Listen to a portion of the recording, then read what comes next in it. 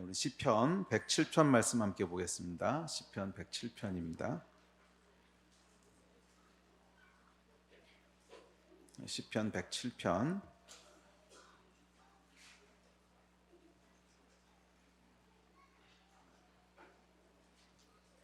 시편 107편 조금 긴데요. 4절부터 32절까지 우리 함께 읽겠습니다. 시편 107편 4절부터 32절입니다.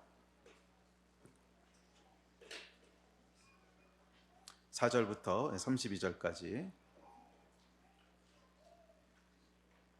우리 다 찾으셨으면 시편 107편 4절부터 32절까지 다 같이 한 목소리 읽겠습니다. 시작. 그들이 광야 사막길에서 방황하며 거주할 성읍을 찾지 못하고 줄이고 목이 말라 그들의 영혼이 그들 안에서 피곤하였도다. 이에 그들이 근심 중에 여호와께 부르짖음에 그들의 고통에서 건지시고 또 바른 길로 인도하사 거주할 성읍에 이르게 하셨도다. 여호와의 인자하심과 인생에게 행하신 기적으로 말미암아 그를 찬송할지로다. 그가 사모하는 영혼에게 만족을 주시며 줄인 영혼에게 좋은 것으로 채워주심이로다.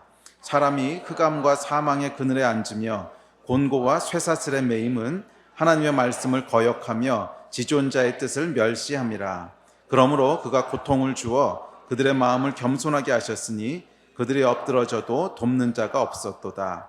이에 그들이 그 환난 중에 여호와께 부르짖음에 그들의 고통에서 구원하시되 흑암과 사망의 그늘에서 인도하여 내시고 그들의 얽어맨 줄을 끊으셨도다. 여호와의 인자하심과 인생에게 행하신 기적으로 말미암아 그를 찬송할지로다. 그가 논문을 깨뜨리시며 쇠빗장을 꺾으셨음이로다.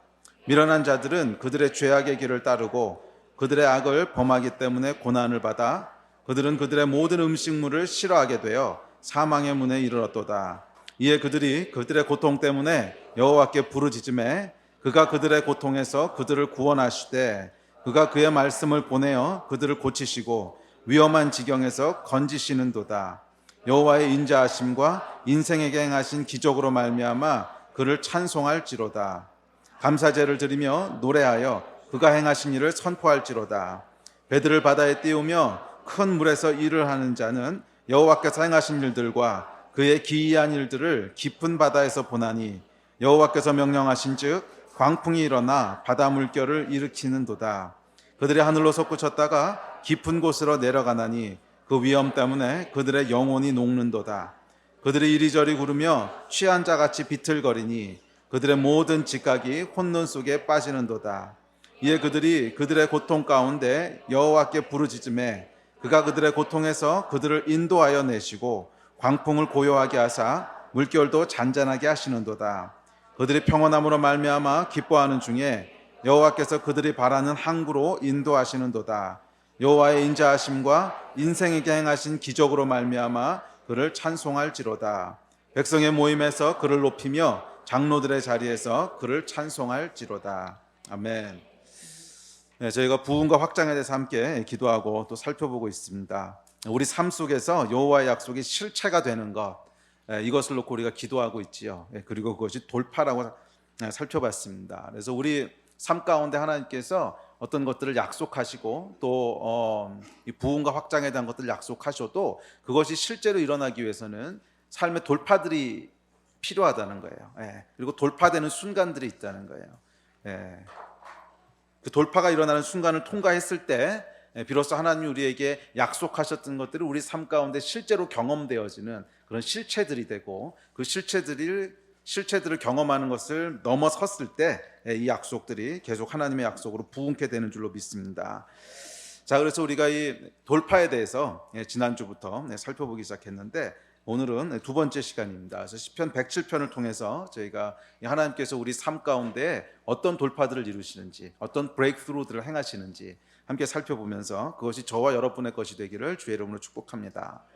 그래서 2015년 하나님께서 주신 그 약속의 말씀들이 단순한 약속으로 끝나지 않고 또 단순한 어떤 2015년도의 표어로 끝나는 것이 아니라 저와 여러분의 삶 가운데 실제로 경험되어지기를 축복합니다. 그 여러분 기대하십니까? 여호와 하나님께서 약속하신 것들이 그냥 계속 약속으로만 머물러 있던 것이 아니고 실제로 우리 삶 가운데 경험되어지는 실체가 되는 그 역사가 있게 되기를 여러분 기대하시고 또 그것을 위해 기도하시기를 주의 이름으로 축복합니다. 자, 그래서 시편 107편을 놓고 오늘 함께 살펴보려고 하는데, 시편 107편은 이 하나님의 돌파에 대해서 감사하는 찬양시입니다. 그래서 107편에 보면 반복되는 구절이 있는데, 시편을 보시면 여러분 8절, 15절, 21절, 31절이 반복해서 나오는데, 우리 8절, 15절, 21절, 31절 한번 읽어볼까요? 자, 8절부터 읽읍시다. 시작. 여호와의 인자하심과 인생에게 행하신 기적으로 말미암아 그를 찬송할지어다. 15절 시작. 여호와의 인자하심과 인생에게 행하신 기적으로 말미암아 그를 찬송할지어다. 21절. 여호와의 인자하심과 인생에게 행하신 기적으로 말미암아 그를 찬송할지어다. 31절. 여호와의 인자하심과 인생에게 행하신 기적으로 말미암아 그를 찬송할지어다. 한 4번 하시면 외우시겠죠? 네. 그래, 한 글자도 틀리지 않고 똑같이 4번을 반복하는데, 그것은 여호와의 인자하심과 인생에게 행하신 기적으로 인해서 내가 찬송한다는 거예요. 그래서 시편 107편의 주제는 여호와께서 인생에게 행하신 기적으로 말미암아 찬양하는 찬양시입니다.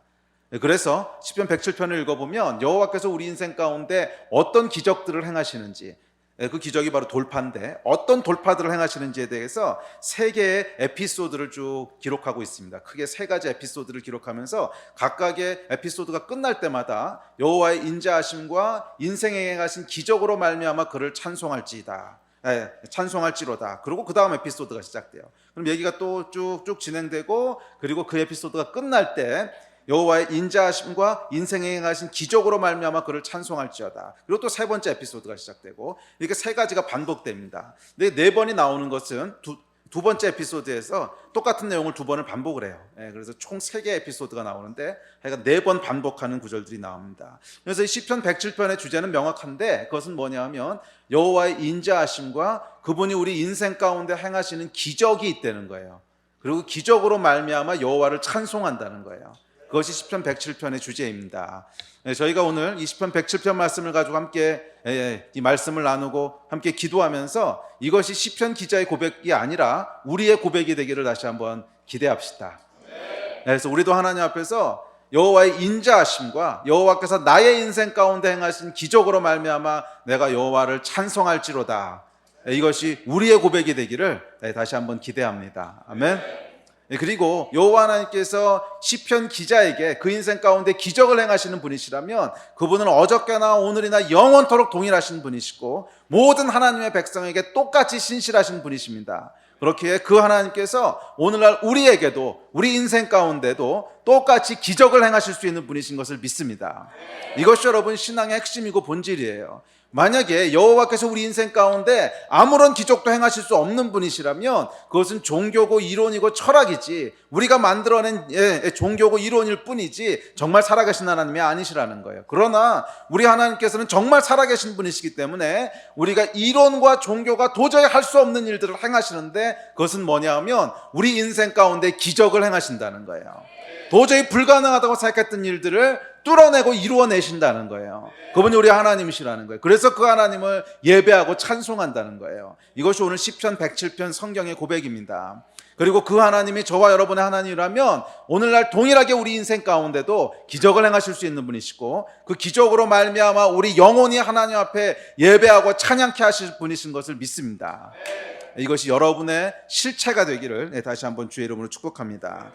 자, 그래서 오늘 이 3가지 에피소드를 살펴보면서 우리 인생 가운데도 이런 비슷한 일들이 벌어졌을 때 어떻게 하나님께서 돌파를 이루시는지, 그리고 돌파를 위해서 우리가 어떻게 해야 되는지, 그리고 그 돌파의 결과 하나님이 이 문제들을 어떻게 풀어가시는지 살펴보면서 우리 삶의 어떤 지침을 삼았으면 좋겠습니다. 자, 첫 번째 에피소드부터 살펴볼게요. 4절에서 9절입니다. 자, 4절부터 9절까지 같이 한번 읽어볼까요? 다시 한번 읽습니다. 4절부터 9절 시작. 그들이 광야 사막길에서 방황하며 거주할 성읍을 찾지 못하고 줄이고 목이 말라 그들의 영혼이 그들 안에서 피곤하였도다. 이에 그들이 근심 중에 여호와께 부르짖음에 그들의 고통에서 건지시고 또 바른 길로 인도하사 거주할 성읍에 이르게 하셨도다. 여호와의 인자하심과 인생에게 행하신 기적으로 말미암아 그를 찬송할지로다. 그가 사모하는 영혼에게 만족을 주시며 줄인 영혼에게 좋은 것으로 채워주심이로다. 아멘. 첫 번째 인생에게 행하시는 기적은 인도하심을 몰라 어디로 가야 할지를 몰라 광야 사막길에서 방황할 때라는 거예요. 우리가 인생을 살다 보면 이런 때가 있다는 거예요. 어디로 가야 될지 모르겠는데, 이 사막에서 길을 잃어버린 것 같은 때, 그런 때 여러분 있으셨습니까?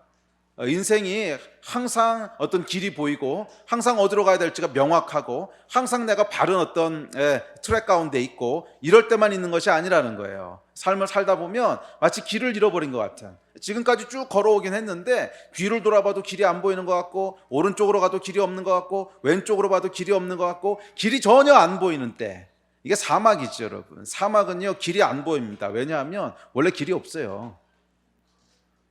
사막에 가보신 분들은 알겠지만 사막은 원래 길이 없는 곳입니다. 그리고 길이라고 하는 게 이렇게 한 번 길을 뚫어놔도 하루가 지나면 길이 모래로 싹 덮여서 없어집니다. 그래서 사막은 원래 길이 없는 곳이에요. 사막에서 길이 안 보인다, 이거는 너무 당연한 얘기인 게 길이 있는데 안 보이는 게 아니고 길이 없는 거예요. 인생을 살다 보면 이런 사막 같은 때가 있다는 거예요. 길이 안 보이는 게 아니고 길이 없는 거야.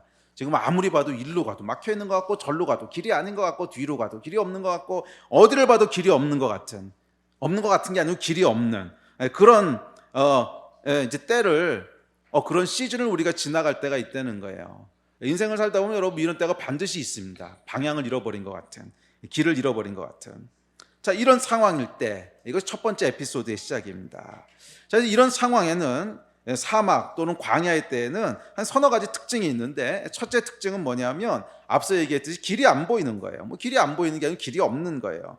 둘째, 길이 없기 때문에 소망이 없고 불안합니다. 길이 보이면 소망이 있지요.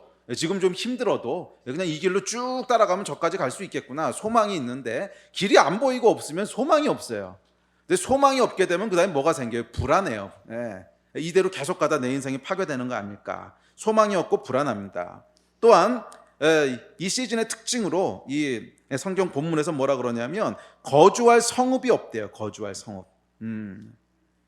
거주할 성읍이 없대. 그러니까 내가 어딘가 좀 안착하고 안정감을 누리고 거기서 쭉 이렇게 뭔가 하나 갔으면 좋겠다, 뭐 그런 게 필요한데 거주할 곳이 없다는 거예요. 어디 마음 붙일 데도 없고 어디 가서 머물 곳도 없고 거주할 성읍이 없다는 거예요. 그래서 불안하고 소망이 없다는 거예요. 셋째, 그러다 보니까 이 시즌의 특징은 목이 마르고 피곤하다는 거예요. 왜? 거주할 곳이 없으니까. 왜? 길이 없으니까. 그래서 이 시즌의 특징은 목이 마르고 피곤하다는 거예요. 그것이 4절, 5절, 6절의 얘기죠. 사막에선 당연한 일입니다. 인생에는 이런 사막의 시즌이 있어요. 방향을 잃어버린 것 같은, 어디로 가야 될지 모르는, 그래서 정말 인도하심이 필요한, 또 안정적으로 거주할 곳도 없는 이런 때가 있습니다. 또 인생에는 이런 사막뿐만이 아니고 광야의 시즌도 있어요. 광야하고 사막은 비슷한 거긴 한데, 이 광야의 시즌은 뭐냐 하면 이 열매가 없는 시즌이에요. 사막이라고 하는 건 길이 없고 소망이 없다면 광야는 열매가 없어요. 그래서 모든 것이 막혀 있는 것 같고 이렇게 해도 열매가 안 나오고 저렇게 해도 열매가 안 나오고 황량한, 그래서 소망도 잘 안 보이고 비전도 멀어져 가는 것 같고, 그렇다고 풍성한 열매가 나오는 것도 아니고, 그러다 보니까 우리의 영혼도 삐쩍 메말라가는 그런 시즌들이 있다는 거예요. 그래서 광야하고 이 사막의 시즌은 보통 같이 오지요. 우리가 방향을 잃어버리고 열매가 없고 풍성함이 없고 피곤하고. 이 빠져나갈 길을 알면 빠져나갔겠지 광야에서 계속 머물러 있었겠어요? 길이 안 보이니까 광야에 계속 머물러 있는 거지. 자, 약간 이런 시즌이 있다는 거예요. 충만함이 없는. 자, 그렇다면 이런 시즌에는 우리가 어떻게 돌파를 이루어야 될까요? 이것이 오늘 시편 107편 본문의 말씀이죠. 아마 이 가운데도 지금 그런 시즌 가운데 있는 분도 계실 것이고, 또 어떤 분들은 아직은 아니지만 잠깐만 기다리세요. 그런 시즌이 올 거예요. 인생을 살다 보면 이게 없을 수가 없어요. 그런 시즌은 도대체 어떻게 돌파를 이루어야 되는가?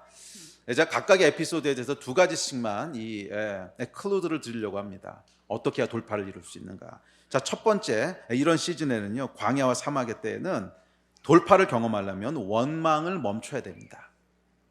이 광야와 사막에 들어갔을 때 가장 많이 하게 되는 게 뭐냐면 하나님을 원망하기 시작하는 거예요.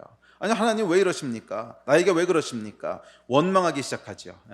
이스라엘 백성이 그랬어요. 광야에 딱 들어갔을 때, 출애굽에서 광야에 들어갔을 때 끊임없이 했던 게 뭐냐면 원망이었어요. 첫째, 물이 없다고 원망하고, 그다음에 먹을 것이 없다고 원망하고, 그러다가 만나를 주시니까 그다음에 고기가 없다고 원망하고, 하여간 끊임없이 원망하고, 나중에는 애굽에서 먹던 조미료가 없다고 원망하죠.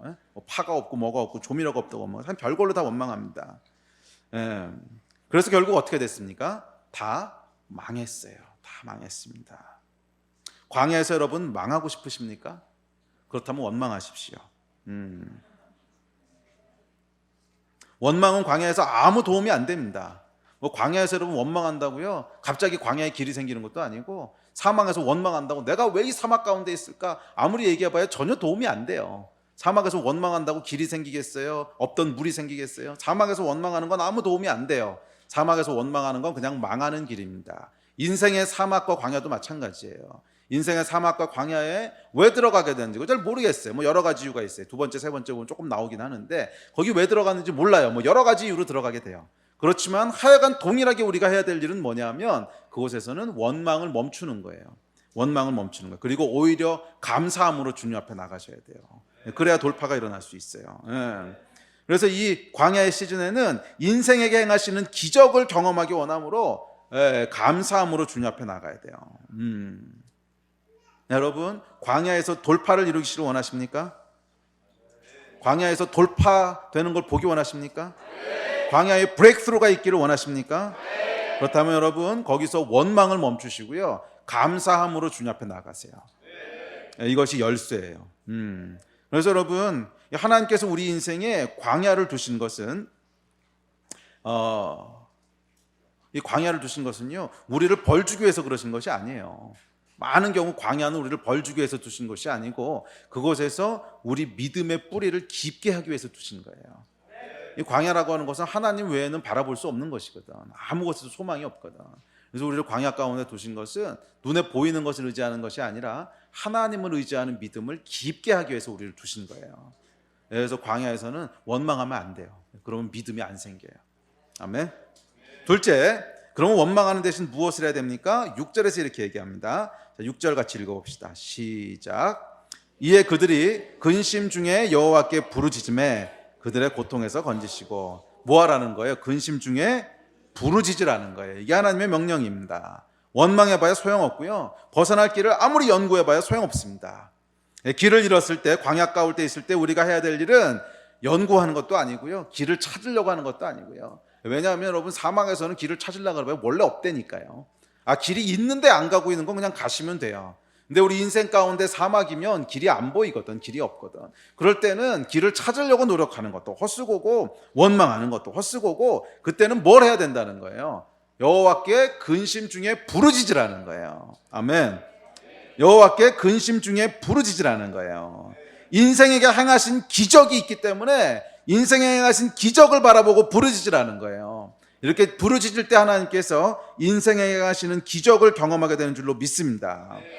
많은 경우 인생의 광야와 사막에서 이 돌파를 경험하지 못하는 이유는 부르짖지 않기 때문에 그래요.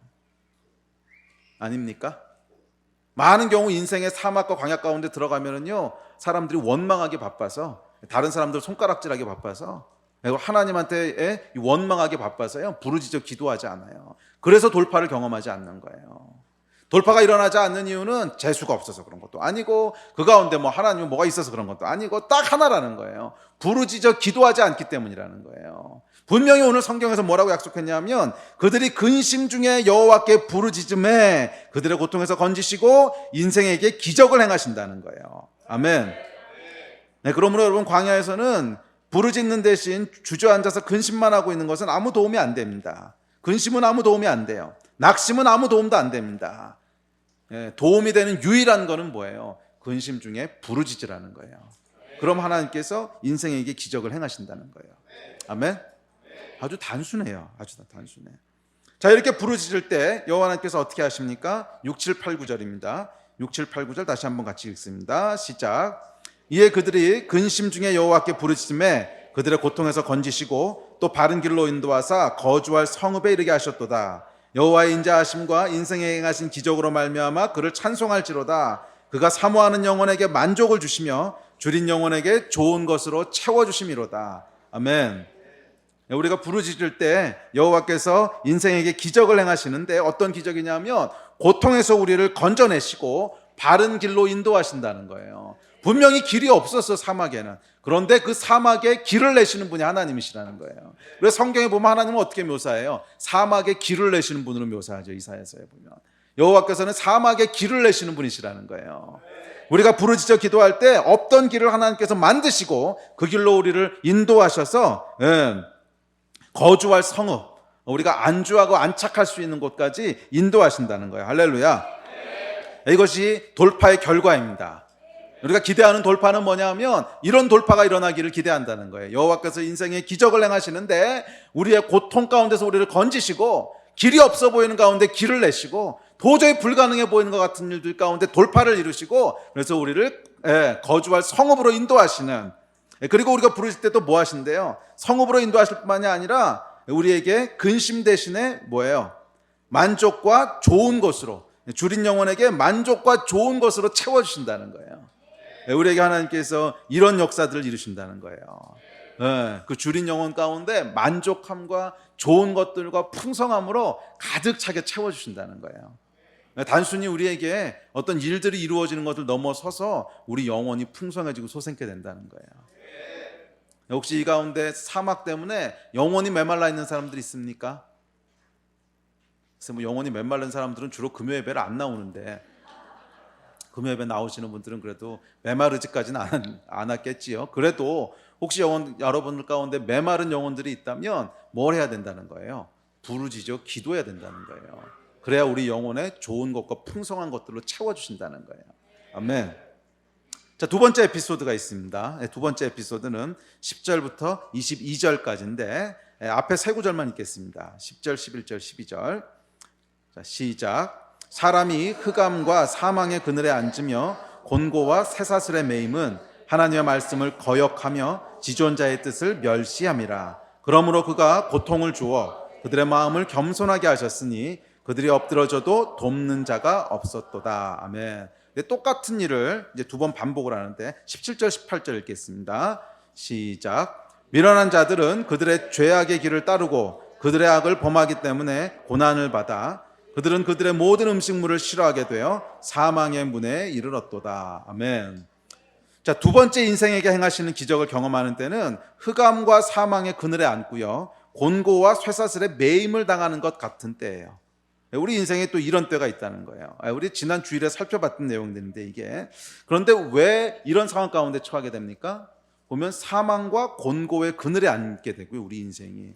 여러분, 이게 구체적으로 무슨 뜻인지 몰라도 대충 감이 오지요. 사망과 곤고함의 그늘에 앉아있다, 이게 무슨 뜻인지 대충 감이 오세요? 또 이 쇠사슬에 매여 있다, 이게 무슨 뜻이겠어요? 뭔가 내가 너무나 하기 싫은데 속박돼 있고 자유를 뺏기고 막 눌려 있고 인생이 어디에 이렇게 제한돼 있고 갇혀 있고 막 이런 상황이잖아. 근데 이런 상황들 가운데 있을 때가 있다는 거예요, 인생 가운데. 그런데 이 두 번째 에피소드의 특징은 뭐냐면 왜 이런 상황 가운데 처하게 됐냐는 거예요. 왜 이런 상황 가운데 처하게 됐냐는 거예요. 이 사망과 매임은 왜 왔냐는 거예요. 나와 있잖아. 뭐라고 나와 있어요? 11절에 하나님의 말씀을 거역하며 지존자의 뜻을 멸시했기 때문에 이렇게 왔다는 거예요. 똑같은 얘기를 이제 17절에서는 죄악의 길을 따르고 악을 범했기 때문에 고난이 왔다는 거예요. 인생의 모든 고통과 인생의 모든 어떤 이 광야나 사막이 항상 죄 때문에 오는 것은 아닙니다. 어떤 건 의인이 받는 핍박도 있어요. 제가 주일날 설교했듯이. 그렇지만 모든 죄가 사망과 고통을 만들어내는 건 사실이에요. 모든 죄는요, 우리 인생 가운데 사망의 그늘, 어둠을 만들어내고요, 우리 인생 가운데 속박을 만들어낸다는 거예요. 곤고와 쇠사슬에 매이는 속박을 만들어낸다는 거예요. 그래서 이 본문의 말씀은 하나님의 말씀을 거역하고 하나님의 뜻을 무시했을 때, 말씀을 거역하고 하나님을 무시했을 때 겪게 되는 그런 상황들을 얘기하고 있습니다. 그런데 이 상황들의 특징이 몇 가지 있어요. 이 상황들의 특징은 우리 주일날 자세히 살펴봤던 건데, 이제 다시 본문에 나오는 것들만 가지고 요약을 해보면, 첫째, 묶이고 갇힌다는 거예요. 묶이고 갇힌다는 거예요. 10절의 표현을 보면 총체적으로 감옥에 갇혀서 막 이렇게 묶여있는 이런 거야. 흑암과 사망의 그늘에 앉아. 이건 뭐예요? 깊은 슬픔과 절망, 뭐 이런 거에 앉아있는 거죠. 슬픔, 절망. 또 곤고와 쇠사슬에 매여 마음대로 움직이지 못하도록 묶여있는. 그래서 여러분, 말씀을 거역하고 하나님을 무시하잖아요. 말씀을 거역하고 하나님을 무시하면 반드시 따라오는 결과가 있는데, 그것은 흑암과 사망의 그늘에 앉게 되고요, 곤고와 쇠사슬에 묶임을 당하게 되는 거예요. 이게 성경의 얘기입니다. 자, 무엇에 묶이고 무엇에 갇힙니까? 첫째는 흑암이죠. 흑암. 근데 흑암이라고 하는 것이 상징하는 것은 명백합니다. 이것은 불행, 파멸, 무지, 슬픔, 사악, 불분명 뭐 이런 거예요. 이 원어를 살펴보면 이런 뜻이에요.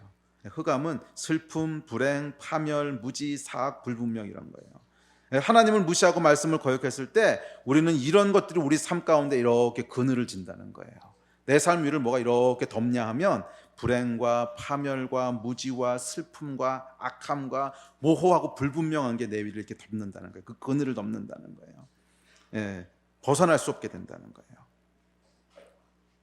둘째, 하나님을 무시하고 말씀을 거역하면 사망에 갇혀요. 사망에. 물론 우리 육신의 몸도 죽음이 찾아오지만 우리 영이 먼저 죽어요. 잘 기억하세요, 여러분. 하나님을 무시하고 말씀을 거역하면, 하나님을 무시한다는 게 뭐냐면 알고서도 안 하는 거 있잖아. 분명히 성경에 보면 그렇게 하면 안 된다고 나와 있는데 알면서도 별 생각 안 하고 그냥 하는 거. 그러니까 이게 뭐야? 하나님을 무시하는 거죠. 분명히 하나님이 그렇게 하면 안 된다고 말씀해 놓으셨는데 알고도 그냥 별로 중요하게 생각 안 하고 뭐 이 정도야 이 정도야 사람들도 하는 건데 이 정도 별일 있겠어. 이게 뭐냐면 하나님을 무시하는 거예요. 말씀을 거역하는 건 뭔지 아시겠죠? 말씀에 나와 있지만 그대로 순종하지 않는 거. 말씀을 거역하고 하나님을 무시하면 어떤 증상이 일어나냐면 우리 영이 죽는다는 거예요. 우리 영이 죽는다는 거예요. 뭐 세상에서는 일이 잘 풀리는 것처럼 보일 수도 있어요. 왜? 세상 권세는 사탄이 갖고 있다고 그랬거든. 그래서 그런 사람에게요 부귀영화가 올 수도 있어요. 세상에서 잘 나갈 수도 있어요. 그렇지만 반드시 따라오는 피할 수 없는 결과가 하나 있는데 그건 뭐냐면 우리 영이 멍해지고 죽는다는 거예요. 더 이상 하나님 앞에 우리 영이 반응하지 않는다는 거예요. 말씀을 봐도 우리 영이 반응하지 않고 예배를 나와도 우리 영이 멍하고 하나님에 대한 감동도 없고 깨달음도 없고 영이 죽어버린다는 거야. 이게 뭐예요? 말씀을 거역하고 하나님을 무시할 때 따라오는 결과예요. 사망. 셋째, 곤고예요. 곤고. 곤고는 히브리 원어로 보면 오니라고 하는 단어인데 이 단어는 언제 쓰인 거냐면 이스라엘 백성이 애굽에서 노예 상태로 받고 있던 고통을 오니라 그랬어요. 오니. 그러니까 이건 노예 상태로 있을 때 겪는 고통, 고난 뭐 이런 뜻이에요. 우리가 말씀을 거역하고 하나님을 무시하면 오니한 상태가 된다는 거예요. 뭔가의 노예 상태로 갇혀서 고통받는 상태가 된다는 거예요. 넷째, 쇠사슬에 매인다. 이것도 마찬가지 말이죠. 뭔가에 속박된다는 거예요. 뭔가에 속박된다는 거예요. 인생이 묶인다는 거야. 기억하십시오, 여러분. 하나님을 무시하고 말씀을 거역할 때 그것은 속박을 낳습니다. 불행, 파멸, 죄, 슬픔, 모함, 영적 죽음 이런 것에 갇히고 매이게 되고 빠져나가고 싶어서 발버둥 쳐도 벗어날 수가 없어요. 그래서 인생이 얽히고 설키고 꼬이고 꼬여서 어디서부터 풀어야 될지 해답이 없습니다. 제가 이 목회하면서 정말 이런 사람들 많이 봤어요. 이 죄가 우리 인생 가운데 들어오고 하나님의 말씀을 무시하고 그리고 말씀을 거역하고 하나님을 무시하잖아요. 그러면 인생이 진짜 꼬여요. 꼬이고 설치고 설쳐서 어디서부터 풀어야 될지를 모르겠어. 그리고 뭐를 하려고 그래도 이게 안 돼. 딱 갇혀 있어요. 뭐 사업을 하려고 그래도 사업이 잘 안 되고 되는 듯 하다 안 되고 되는 듯 하다 안 되고 영적으로도 뭐 부흥하는 듯 하다 안 되고 부흥하는 듯 안 되고 계속 이것이 반복된다면 우리가 한 번쯤 질문해 봐야 돼요. 물론 모든 고난이 항상 죄 때문에 오는 것은 아닙니다. 처음에도 말씀드렸지만 의인이 받는 고난이 분명히 있어요. 그렇지만 이것이 계속 우리 삶 가운데 반복되는 패턴이라면 우리가 질문해 봐야 될 것이 하나 있어요. 이것이 영적인 것에서 오는 것일 수도 있다는 거예요.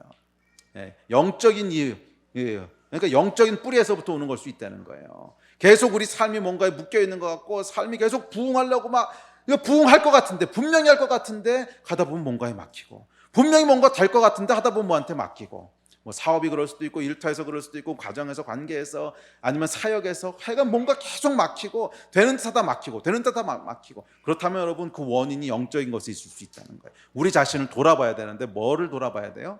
내가 혹시 말씀을 거역한 것은 없는가? 내가 혹시 여호와를 무시한 것은 없는가? 여기로 돌아봐야 돼요. 그래야 돌파가 일어난다는 거야. 그냥 단순히 열심히 한다고 해서 돌파가 일어나는 것이 아니고 이 매여있고 갇혀있는 상황은 영적인 뿌리가 있을 수 있다는 거예요. 어떤 뿌리? 말씀에서부터 멀어진 여호와를 무시한 그 결과로서 내가 겪고 있는 걸 수 있다는 거예요. 근데 사람은요 정말 악해서 그렇게 시작해도 한참 지나다 보면 잊어버려요. 여기서부터 왔는지. 상황만 보이지. 그러니까 상황만 보이니까 계속 거기서부터 왜 이러냐고 하나님한테 원망만 해야 되는데, 실제로 원인을 파고 들어보면 원망할 일이 아니야. 자기가 초래한 일이라고. 자기가 선택한 일이라는 거예요. 예. 그래서 여기서의 돌파가 일어나려면 어떻게 해야 되는가? 여기서는요 절대적인 열쇠가 회개예요. 회개. 그래서 돌파는 여러분 회개와 연결되어 있습니다.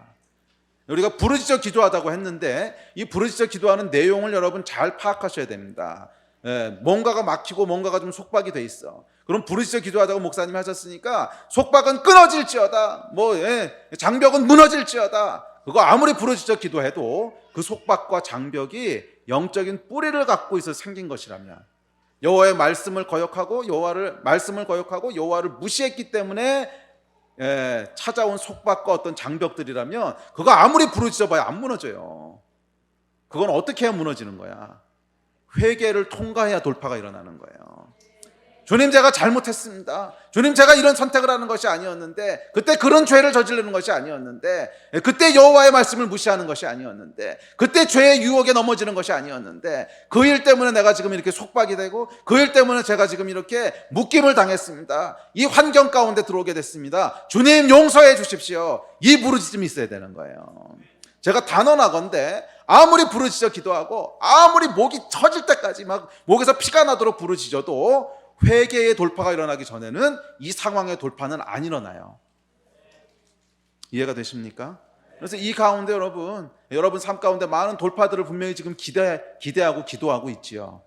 그런데 어디를 찔러야 될지를 잘 보시라고요. 어디를 찔러야 될지를.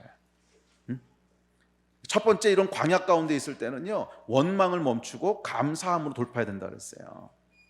그런데 여러분들의 어떤 말씀을 거역하고 여호와를 무시한 것 때문에 생긴 일들이라면 그것은 단순히 믿음으로 돌파한다고 되는 게 아니에요. 그것은 회개가 있어야 돼요. 그래서 둘째, 여기서도 역시 어떻게 해야 돌파가 일어나냐면 13절과 17절에서 얘기합니다. 13절 17절 같이 읽어볼까요? 시작. 이에 그들이 그 환난 중에 여호와께 부르짖음에 그들의 고통에서 구원하시되. 또 19절 시작. 이에 그들이 그들의 고통 때문에 여호와께 부르짖음에 그가 그들의 고통에서 그들을 구원하시되. 이 두 번째 상황에서도 역시 돌파는 언제 일어나요? 부르짖으라는 거예요. 부르짖을 때 일어난다는 거예요. 이 환난에서 벗어나라고 아무리 노력해봐야 돕는 자가 없다는 거예요. 이 방법 저 방법 다 써봐야 돕는 자가 없고 소용이 없다는 거예요. 그럼 어떻게 해야 돼요? 부르짖어야만 돌파가 일어난다는 거예요. 부르짖어야만 영적 돌파가 일어난다는 거예요. 그리고 이때 부르짖는 거의 핵심은 뭐냐면 회개의 부르짖음이에요. 회개. 마음을 찢고 옷을 찢고 여호와 하나님 앞에 돌이키는, 여호와 하나님, 내가 이걸 잘못했습니다. 이 정말 간절한 회개가 있어야 된단 말이야. 부르짖는 회개가 있어야 된단 말이야. 이 통곡의 부르짖음이 있어야 된단 말이에요. 이렇게 부르짖을 때 하나님께서 어떻게 행하십니까? 14, 15, 16절입니다. 14, 15, 16절.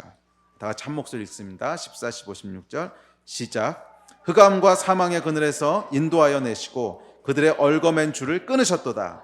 여호와의 인자하심과 인생에게 행하신 기적으로 말미암아 그를 찬송할지로다. 그가 논문을 깨뜨리시며 쇠빗장을 꺾으셨음이로다.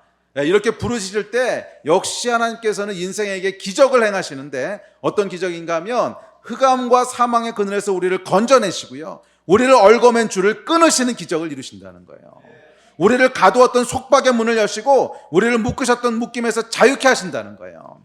중독이라면 중독이 끊어지고, 죄와 연관되어 있다면 죄에 연관된 것도 끊어지고, 우리를 옥죄고 있던 어떤 환경적인 그런 이 갇힘이 있다면 그 벽들을 다 허무신다는 거예요. 이 기적을 행하신다는 거예요. 할렐루야. 근데 이 기적은 여러분 어떤 부르짖음이 있어야 돼요? 회개의 부르짖음이 있어야 돼요. 회개의 부르짖음. 16절에 보면 그가 논문을 깨뜨리시고 쇠빗장을 꺾으신대요. 여러분, 이 논문하고 쇠빗장은 뭐에 대한 상징이겠어요? 이거는 우리 힘으로 어떻게 할 수 없는 거라는 거야. 문이 여러분 나무 문이라면 어떻게 쾅쾅 발로 차서라도 부수겠지만, 논문으로 막아놨으면 이거를 무슨 수로 부숩니까? 이 노수로 만들었다고 하는 건 이 아주 두꺼운 쇠로 만들었다는 거거든. 그러니까 그 문은 열 수가 없다는 거예요. 쇠빗장으로 잠가놨다는 거야. 얼마나 튼튼하게 묶어놨는지 쇠빗장으로 잠가놨다. 이거는 여러분, 우리가 노력해봐야 열 수 있는 문이 아니고 우리가 노력해봐야 끊을 수 있는 사슬이 아니라는 뜻이에요. 그래서 하나님 뭐라 그러시냐면, 열심히 노력한다고 되는 것이 아니고 이 상황 가운데 있다면 그것은 영적인 것이라는 거예요. 그래서 하나님 앞에 부르짖으라는 거예요. 부르짖을 때 여호와 하나님께서 무슨 일을 하세요? 논문을 깨시고 쇠빗장을 꺾으신다는 거예요. 할렐루야. 우리의 삶 가운데 이 논문이 깨지고 쇠빗장이 꺾어지는 역사가 일어나게 되기를 주의 이름으로 축복합니다. 이게 뭐냐면 돌파예요. 이게 뭐냐면 돌파예요. 그리고 이 돌파는 하나님께만 속한 거예요. 네. 우리 하나님은 돌파하신 하나님이세요. 브레이크스루 하신 하나님이세요. 그래서 여러분, 부르짖어야 돼요. 부르짖을 때 하나님께서 이 돌파들을 이루시는 줄로 믿습니다. 그래서 이 가운데도 아마 여러분, 그 광야 얘기 아까 잠깐 할 때 광야에 왜 들어왔는지 뭐 이유가 여러 가지라 그랬어. 근데 어떤 분들은 두 번째 이유로 들어오신 분들 분명히 있어요. 두 번째 이유로 여호와의 말씀을 거역하고 여호와를 무시함으로.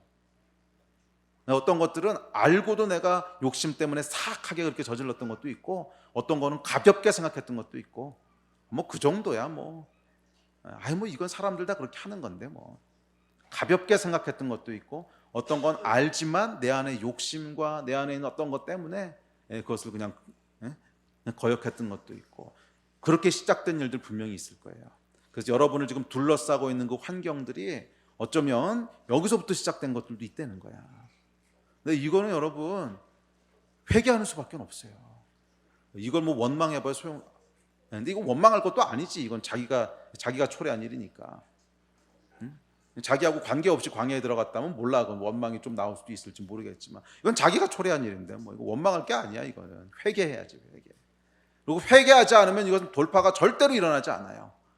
제가 사람들을 이렇게 면담하고 상담할 때 제일 답답한 게 이거예요. 막 그 상황에서 벗어나려고 막 너무 애를 쓰는데 복이 안 됐어. 너무 애를 쓰고 너무 힘들어하고. 근데 딱 보면 보이는 게 있어요. 야, 이거는 회개해야만 돌파가 일어나는데. 근데 정말 끝까지 회개는 안 하더라고. 그래서 결국 어떻게 되는 줄 아세요? 회개를 끝까지 안 하고, 그러면 이 환경이 안 풀어지잖아. 그럼 처음에는 그냥 힘들어하다가 계속 환경이 안 풀어지면은 결국 하나님을 원망해요. 왜 이러시냐고. 왜 이러시면 왜 그러죠? 네가 선택한 건데. 근데 항상 글로 가요. 왜 이러시냐고. 그리고 결국 하나님을 떠나요. 아무 돌파가 안 일어나. 여러분, 돌파는 회개가 있어야 돌파가 일어나요. 돌파하고 회개는 같은 말이에요. 회개가 안 일어났는데 그냥 돌파한다고 이리저리 뛰어다니고 막 믿음으로 선포하고 끊어내고 마귀 쫓아내고 그러지 마. 마귀도 억울해요. 네가 초래한 거지. 내가 뭐 한 것도 아닌데 맨날 마귀 꾸짖고 이래봐야 아무 일도 안 일어나고, 네가 한 건데 왜 마귀를 꾸짖냐. 그렇잖아요. 책임 소재를 분명히 하자고. 내가 아무 일도 안 했는데 욥처럼 그렇게 마귀가 새꼬지했다. 이건 마귀를 꾸짖고 끊어내고 대적해야지. 근데 네가 펼쳐놓은 일인데 왜 마귀를 꾸짖냐고. 이 얘기를 왜 하냐면 영적 전쟁의 중요한 원리이기 때문에 그래요. 우리가 부르짖어 기도하라고 했더니 그냥 사탄아 물러가라 맨날 이것만 하는, 그게 필요할 때가 있어요. 필요할 때가. 그렇게 싸워야 될 때가 있고. 그런데 이것만 계속 하다 보면 회개가 안 나와. 내가 잘못한 거 다 사탄아 물러가라야. 내가 잘못한 거는 내가 회개를 해야지 끝나는 거지. 그래야 돌파가 일어나지. 아멘. 어떻게 설교가 이상하게 흘렀다. 사탄을 억울하게 하지 말라는. 이건 회개의 부르짖음이 있어야 돼요. 회개의 부르짖음. 아멘. 그래야 돌파가 일어납니다. 자, 마지막 세 번째 에피소드. 세 번째 브레이크스루가 필요한 상황은 23절부터 32절인데 23절부터 27절까지만 먼저 읽습니다. 23절부터 7절 시작. 배들을 바다에 띄우며 큰 물에서 일을 하는 자는 여호와께서 행하신 일들과 그의 기이한 일들을 깊은 바다에서 보나니 여호와께서 명령하신즉 광풍이 일어나 바다 물결을 일으키시는도다. 그들이 하늘로 솟구쳤다가 깊은 곳으로 내려가나니 그 위험 때문에 그들의 영혼이 녹는도다. 그들이 이리저리 구르며 취한 자 같이 비틀거리니 그들의 모든 지각이 혼돈 속에 빠지는도다. 예, 세 번째 인생에게 기적을 행하시는 때는 바다에 배를 띄우고 큰 물에서 일하던 자들이 광풍을 만날 때라는 거예요. 자, 여기서 상징하는 것들은 명확합니다. 예, 바다와 뱃일이 상징하는 게 뭐예요? 바다는 세상을 상징하는 거고요. 뱃일은 일터를 상징하는 거죠. 삶의 현장. 자, 이건 뭐냐 하면 세상을 살다 보면 직장에서 또는 일터에서 가정에서 우리가 살아가는 삶의 현장에서 열심히 살아가는 삶의 현장에서 광풍을 만날 때가 있다는 거예요. 광풍을. 응? 바다에서 광풍을 만날 때가 있다는 거예요. 뭐 질병의 광풍을 만나기도 하고 재정적 위기를 만나기도 하고 뭐 자녀 문제, 교회 위기, 예상치 못했던 난관, 예상치 못했던 역경, 예상치 못한 환경의 변화 뭐 이런 광풍들을 만날 때가 있다는 거예요. 예. 그렇죠? 예. 보니까 얼마 전에 신문에 보니까 이 메르스 때문에 서울에 있는 병원 하나가 문 닫았더라고요. 예. 근데 이 병원이 그 신문에 보니까 잘 되던 병원이었대요. 서울 중구에 있는 병원인데 아주 잘 나가던 병원인데 이 메르스 환자가 한번 지나간 것 때문에 손님이 아무도 안 와가지고서 결국 재정난 때문에 문 닫았다고. 이거 상상이나 했겠어. 예. 그리고 그 사람들의 잘못도 아니고 그렇잖아요. 그냥 열심히 일하고 있었던 것뿐인데 근데 어느 날 재수 없는 광풍을 만난 거지. 광풍이 확 휩쓸고 지나가니까 전혀 생각하지 못했던 일들이 일어나면서 인생이 망하게 되는 이런 일들이 있다는 거죠. 자, 세 번째는 이 광풍을 만나게 되는 때가 있다는 거예요, 인생에. 자, 그런데 이 세 번째 위기가 앞에 두 번째 위기와 다른 것은 꼭 내 잘못 때문에 만나게 되는 건 아니라는 거예요. 두 번째 위기는 뭐였어요? 내 죄 때문에 만나게 되는 거지. 말씀을 거역하고 여호와를 무시했기 때문에. 그런데 이 세 번째 맞게 되는 광풍은 내 잘못과 상관없어. 이게 죄인이든 의인이든 관계없이 그냥 광풍이 오게 되면 다 같이 광풍 가운데 휩쓸리는 거예요. 예. 자, 그렇다면 이런 광풍이 왜 내 인생에 올까요? 이런 광풍이 왜 내 인생에 올까요? 이유는 몰라. 이유는 모른다는 거예요. 이 광풍의 대표적인 예가 욥기잖아. 욥기 여러분 읽어보셨어요? 저는 두 번, 세 번, 다섯 번을 읽어도 욥의 고난이 왜 왔는지에 대한 설명은 없어. 속 시원한 설명은 없어요.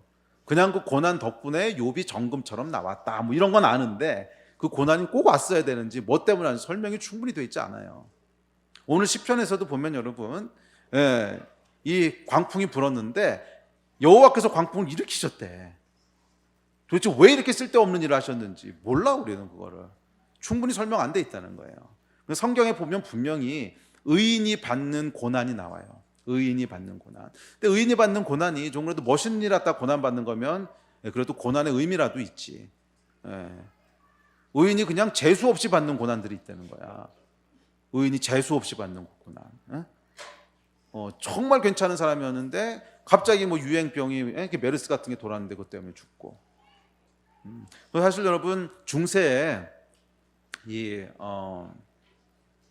그 병이 뭐죠? 흑사병. 흑사병이 돌았을 때 말이에요. 가장 많이 죽었던 사람이 누군지 아세요? 가장 많이 죽었던 수도사들이었어요. 수도사들이 때로 죽었어요. 때로. 그런데 왜냐하면 돌볼 사람이 없으니까 수도사들이 다 돌봤어요. 환자들을. 그래서 수도사들이 거의 다 죽었어요.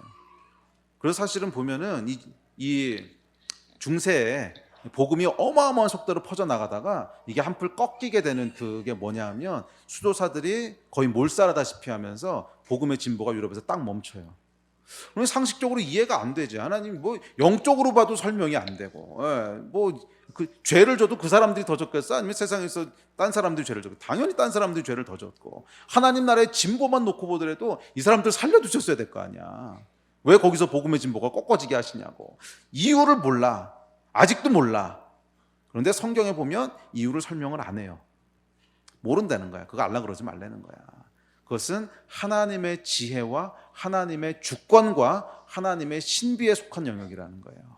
그건 우리가 아무리 연구해봐 알 수 없는 부분들이 있다는 거예요. 인생에는 근데 분명한 사실은 뭐냐면 광풍을 만나게 될 때가 있다는 거예요. 의인이 됐던 악인이 됐던 광풍을 만나게 될 때가 있다는 거예요. 뭐 이유는 여러 가지가 있을 수 있죠. 다른 사람의 죄 때문일 수도 있고요. 뭐 요나처럼 요나 때문에 그 배에 있던 엄한 사람들이 같이 광풍 만나잖아. 또 아무 이유 없는 의인의 고난일 수도 있어요. 욥처럼. 이거 몰라요, 우리는 이유를. 그렇지만 한 가지 분명한 것은 우리가 타락한 세상에 살고 있기 때문에 의인이든 악인이든 광풍을 만날 때가 있다는 거예요. 아멘. 자, 이 광풍을 만났을 때 특징은 뭡니까? 26절, 27절에서 특징을 이렇게 얘기합니다. 같이 읽읍시다. 시작. 그들이 하늘로 솟구쳤다가 깊은 곳으로 내려가나니 그 위험 때문에 그들의 영혼이 녹는도다. 그들이 이리저리 구르며 취한 자같이 비틀거리니 그들의 모든 지각이 혼돈 속에 빠지는도다. 첫째, 이 상황 가운데 처하면, 광풍 가운데 들어가면 상황이 컨트롤이 안 된다는 거예요. 하늘까지 올라갔다가 깊음까지 떨어진다는 거예요. 오늘은 저 높이 올라갔다가 내일은 바닥까지 떨어지고, 이게 내가 어떻게 컨트롤하고 매니지할 수가 없는 상황이라는 거예요. 그래서 내가 이걸 감당할 수 있는 상황을, 범위를 넘어가 버리기 때문에 어떤 느낌을 받냐면 인생이 파괴되는 것 같은 느낌을 받고, 인생이 내동댕이 치는 것 같은 느낌을 받게 돼요. 왜? 컨트롤이 안 되니까. 그 전까지는 내가 다 매니지하고 컨트롤할 수 있었는데 그걸 확 벗어나 버리는 거야. 그러면 인생이 파괴되는 느낌을 받게 돼요. 둘째, 영혼이 녹는데요. 영혼이 녹아. 무슨 말이냐면 두려움으로 인해서 용기가 다 없어진 거야. 믿음, 이런 거는요, 저기 안드로메다까지 다 날아가 버려. 두려움으로 인해서요, 영혼이 녹아버려요. 두려움에 사로잡혀서 이 폭풍에 대적할 용기와 힘을 다 잃어버린다는 거예요. 그리고 깊은 낙담과 자포자기의 상태에 이르게 됩니다. 영혼이 녹는다는 거예요. 세 번째, 모든 지각이 혼돈 속에 빠진대요. 그래서 이런 광풍을 만나게 되면 판단력이 흐려지고요, 엉뚱한 결정, 엄한 결정, 이런 거 하게 됩니다. 그리고 1차적으로는 하나님에 대해서 혼돈에 빠지게 돼요. 그러니까 뭐라고 질문하겠어요? 하나님 왜 이러십니까? 아무리 돌아봐도 내가 잘못한 거 없는데. 차라리 두 번째 거는요, 쉬워요. 돌아보면 잘못한 게 나오거든. 그래서 주님 잘못했습니다. 그러면 쉬운데, 이 세 번째 거는 돌아봐도 뭔지 모르겠어. 그래서 우리의 분별력이 흐려지는데 하나님에 대한 지각이 혼돈에 빠져요. 왜 이러십니까, 하나님?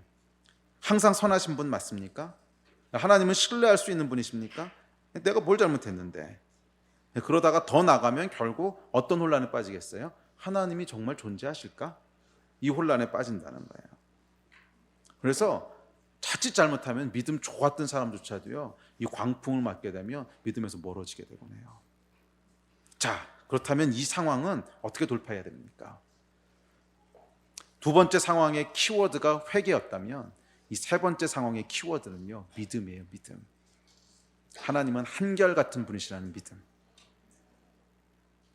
내가 지금 보고 듣는 거와 관계없이 하나님은 최선의 것을 주실 거라고 하는 믿음, 이 믿음이 있어야 되는 거예요. 아멘. 이 믿음 가운데 어떻게 하라고 얘기합니까? 28절 같이 읽습니다. 28절 시작. 이에 그들이 그들의 고통 때문에 여호와께 부르짖음에 그가 그들의 고통에서 그들을 인도하여 내시고. 자, 어떻게 하라는 거예요? 부르짖으라는 거예요. 부르짖으라는 거예요. 여호와께 부르짖으라는 거예요. 이 광풍 너의 한계 넘어선 거잖아. 그러니까 부르짖는 수밖에 없지 않냐는 거예요. 믿음으로 부르짖으라는 거예요. 여호와께서는 인생의 기적을 행하시는 분이십니다. 부르짖으라는 거예요. 오늘 그 기적이 내 것이 되게 해주십시오. 부르짖으라는 거예요. 오늘 내 인생 가운데 광풍을 돌파하는 역사가 있게 해주십시오. 부르짖으라는 거예요. 오늘 내 인생 가운데 질병이 치유되는 역사가 있게 해주십시오. 부르짖으라는 거예요. 믿음으로 선포하라는 거예요. 이때 필요한 것이 선포예요. 선포. 그때는 선포가 필요하고요, 끊어내는 것이 필요해요. 두 번째하고는 좀 달라요. 자, 이렇게 부르실 때 어떻게 됩니까? 28절 후반부부터 있습니다. 28절부터 32절까지 시작. 그가 그들의 고통에서 그들을 인도하여 내시고. 29절 광풍을 고요하게 하사 물결도 잔잔하게 하시는도다. 그들이 평온함으로 말미암아 기뻐하는 중에 여호와께서 그들이 바라는 항구로 인도하시는도다. 여호와의 인자하심과 인생에게 행하신 기적으로 말미암아 그를 찬송할지로다. 백성의 모임에서 그를 높이며 장로들의 자리에서 그를 찬송할지어다. 부르짖을 때, 믿음으로 부르짖을 때 어떻게 하신다는 거예요? 우리를 고통에서 인도하여 내신다는 거예요. 문제를 해결하는 돌파가 일어난다는 거예요. 환경이 변화되는 돌파가 일어난다는 거예요. 여호와께서 어떻게 하신대요? 광풍을 잔잔하게 하신다는 거예요. 광풍을 변화시키신다는 거예요. 할렐루야. 그래서 어떨 때 보면 광풍을 잔잔하게 하시기도 하시고, 또 어떨 때는 그 광풍에서 나를 건져내기도 하세요. 그리고 다른 사람들은 다 광풍 가운데 있는데 나만 싹 빠져서 안전한 곳으로 옮기기도 하세요. 하여간 하나님께서 이 광풍으로부터 나를 건져내신다는 거예요. 할렐루야. 우리에게 평온과 기쁨을 주신다는 거예요. 30절. 평온과 기쁨 가운데 우리가 바라는 항구로 인도하신다는 거예요. 그래서 이 세 번째 경우의 돌파의 내용은 뭐냐면, 우리 안에 내적인 기쁨과 평온이 충만하게 하시고, 그와 더불어 우리가 바라던 항구, 그게 뭐야? 우리가 기도하던 그 제목들, 그것을 이루어 주신다는 거예요. 이 광풍 가운데 우리가 계속 앞으로 나아가지 못해서 광풍 때문에 계속 업다운 하면서 고통 가운데 있을 때, 하나님, 내가 저기까지 가야 되는데, 내 인생에 저것이 이루어져야 되는데, 저 항구까지 도달해야 되는데, 하나님 도와주십시오. 이 광풍을 잔잔하게 해주십시오. 부르짖었을 때 하나님께서 우리 마음 가운데 뭘 주세요? 평온함과 기쁨을 주시고, 그리고 우리가 바라던 항구까지 우리를 인도하여 주신다는 거예요. 이것이 여러분 돌파예요. 아멘. 돌파의 마지막 세 번째 내용은, 그래서 하나님께서 광풍을 잔잔하게 하신다는 거야. 그리고 우리를 바라던 항구까지 다다르게 하신다는 거예요. 우리가 구체적으로 기도했던 것들을 하나님 이루신다는 거예요. 이것이 돌파의 내용인 줄로 믿습니다. 이것이 브레이크스루의 결과예요. 바라던 항구에 도달하는 것. 이 일들이 여러분 것이 되시기를 주의 이름으로 축복합니다. 아멘. 이제 말씀을 우리 정리합시다. 예배팀 나오십시오. 자, 그런데 여러분, 이 세 가지 돌파의 얘기들 중에 아주 흥미로운 사실이 있습니다. 시편 107편 오늘 강해를 시작하면서 107편은 뭐에 대한 시편이라고 그랬어요? 인생에게 기적을 행하시는 하나님을 찬양하는 찬양시라고 그랬죠. 인생에게 기적을 행하시는 하나님을 찬양하는. 그래서 여호와의 인자하심과 인생에게 기적을 행하시는 하나님을 찬송할지로다라는 말이, 똑같은 말이 4번 반복되잖아요. 똑같은 말이 4번 반복되잖아요. 그런데 이 구절 말고 또 하나 똑같이 4번 반복되는 게 있는데, 여러분 뭔지 아세요? 똑같이 4번 반복되는 거. 그들이 부르짖음에. 그들이 부르짖음에. 똑같이 4번 반복되는 거 아세요? 그들이 근심 중에 부르짖음에. 그들이 환난 중에 부르짖음에. 그들이 고통 중에 부르짖음에. 고통 중에 2번 나오는데, 그들이 근심 중에, 환난 중에, 고통 중에 부르짖음에 여호와께서 인생에게 기적을 행하시더라는 거예요. 이게 4번 반복되는 얘기예요. 4번. 잘 생각해 보세요, 여러분. 우리 삶 가운데 돌파가 필요한 시즌들이 있고, 돌파가 필요한 환경들이 있고, 돌파가 필요한 때들이 있어요. 어떤 때야? 사막에서 길을 잃은 것 같은 때, 광야에 처해 있는 것 같은 때. 또 어떤 때예요? 말씀을 거역하고 여호와를 무시함으로 이 묶임과 속박 가운데 있을 때, 모든 것이 갇혀 있는 것 같고 풀어지지 않을 때. 또 어떤 때야? 왠지 모르겠지만 광풍 가운데 들어가게 됐을 때, 광풍 속에서 업앤다운을 하고 있을 때, 위아래로 흔들리고 있을 때. 우리 인생 가운데는 이런 여러 가지 원인, 여러 가지 상황들 가운데 돌파가 필요한 상황들이 있다는 거예요. 누가 모르긴 몰라도 이 세 개 중에 하나는 다 걸려 계실 거래요. 아무 광풍도 없이 평생을 살아오신 분 아무도 없잖아요. 크고 작은 이런 이 돌파가 필요한 상황들 우리 삶 가운데 있지요. 어떤 건 우리 죄 때문에, 어떤 건 길을 잃어버려서, 어떤 건 광풍 가운데. 그런데 원인은 다양할 수 있고 상황은 각각일 수 있어도, 놀랍게도 해답은 다 똑같다는 거예요. 해답은 다 똑같다는 거야. 해답은 뭐 하라는 거예요? 부르짖으라는 거예요. 원인이 뭐든지 간에 상관없다는 거야. 원인이 뭐든지 간에 해답은 똑같다는 거야. 그들이 여호와께 부르짖음에. 아멘. 그들이 여호와께 부르짖음에. 아멘. 시편 107편은 돌파에 대한 시편인데, 돌파가 어떻게 일어난다는 거예요? 부르짖을 때 일어난다는 거예요. 언제 부르짖어요? 근심 중에 부르짖음에, 환난 중에 부르짖음에, 고통 중에 부르짖음에. 그래서 회개의 부르짖음이 있을 때, 믿음의 부르짖음이 있을 때, 그때 하나님 뭘 이루신다는 거예요? 인생 가운데 돌파를 이루신다는 거예요. 근데 어떤 돌파? 인생에게 기적을 행하시는 돌파를 이루신다는 거예요.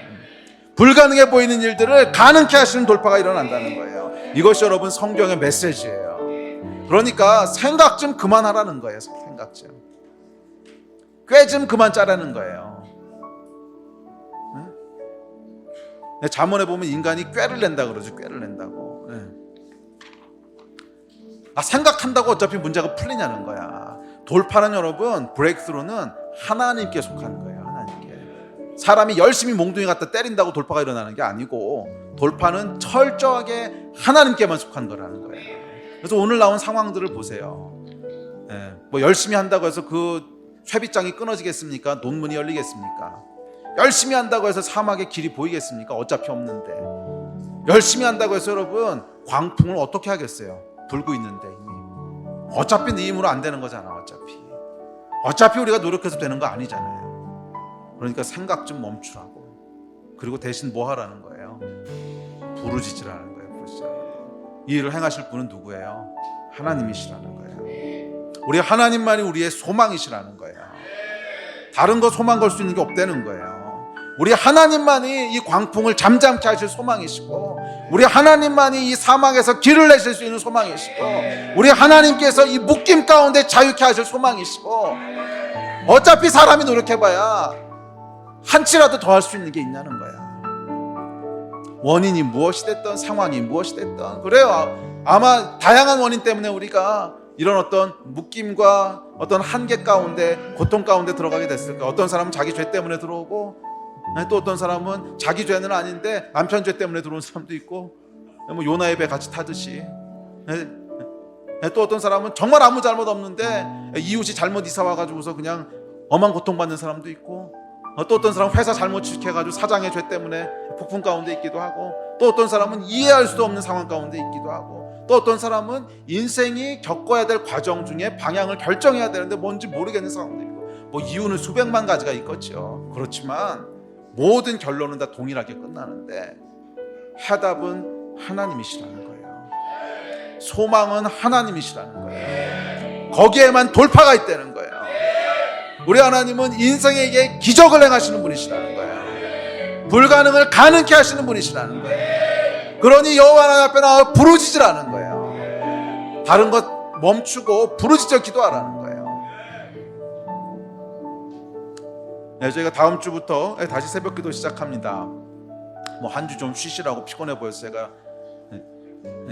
휴가를 드렸고요. 다음 주하고 다다음 주하고 다시 새벽 기도합니다. 그래서 다음 주는 특별히 라마단 마지막 기간입니다. 라마단 마지막 기간은 여러분 이슬람들이, 그러니까 무슬림들이 가장 크게 기도하고 축제하고 부흥회하는 기간이에요. 그래서 이번에 IS에서는 이 기간 끝말미에 이슬람의 뭔가를 보여주겠다고 지금 세계 각처에서 테러를 준비하고 있고, 정말 부르짖어 기도할 때입니다. 정말 부르짖어 기도할 때. 이게 남 얘기가 아닙니다, 여러분. 그리고 그 다음 주는 저희가 수양회가 있는 주예요. 이번 수양회는 하나님께서 특별한 좀 기대와 부담을 주세요. 물론 모든 수양회가 좋았지만 이번엔 조금 더 특별한 부담을 주시는 게 우리 교회의 어떤 뭔가가 바뀌는 분수령이 될 것 같은 마음들을 주세요. 그래서 기도해야 된다는 마음을 주시는데, 그래서 우리 2주 동안 새벽에 똑같이 모여서 기도하겠습니다. 왜? 우리 소망은 하나님뿐이 없으시거든. 어차피 우리 머리로 할 수 있는 거 없고, 어차피 우리 능력으로 할 수 있는 거 없고, 부르시라는 거예요. 그런데 감사한 것은 부르실 때 우리 하나님께서 여호와의 인자하심과 인생에게 기적을 행하시는 하나님의 일들을 보여주실 거라는 거예요.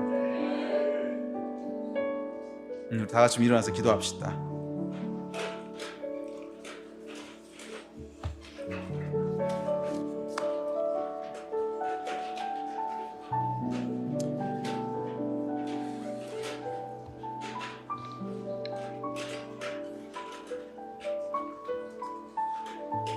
여러분 어떤 상황 가운데 계십니까? 글쎄요, 저희 금요 예배 때 한 200명 정도 나오는 것 같은데, 그래서 200명이 있으면 200가지 인생의 스토리들이 있을 겁니다. 또 200명이 모였으면 200가지 다양한 문제들이 있을 거고 200개 넘는 원인들이 있을 겁니다. 그렇지만 하나님께서 감사하게도 그 원인들, 상황들 다 분석할 게 아니고 해답은 하나라는 거예요. 내 앞에 나와서 부르짖으라는 거예요. 내 앞에 나와서 부르짖으라는 거예요. 너희 죄가 있으면 마음을 찢고 회개하면서 부르짖고, 환경이 너를 가로막고 있으면 믿음으로 부르짖어 기도하고, 인도하심이 필요하면 근심 중에 하나님 앞에 나와서 부르짖어 기도하고 기도하라는 거예요. 그럼 하나님께서 기적을 행하신다는 거예요. 우리 오늘 이거 좀 해봅시다. 그래서 거기 돌파가 일어나야 되지 않겠습니까? 우리 함께 같이 우리 주여 3번 부르짖고 합심하여 기도할 때 우리가 성경에서 명령한 대로, 성경에서 약속한 대로 함께 부르짖어 기도할 때 여호와께서 인생에게 행하실 기적들을 기대하면서 함께 부르짖어 기도하겠습니다. 우리 주여 3번 같이 부르짖고 합심해서 기도합니다.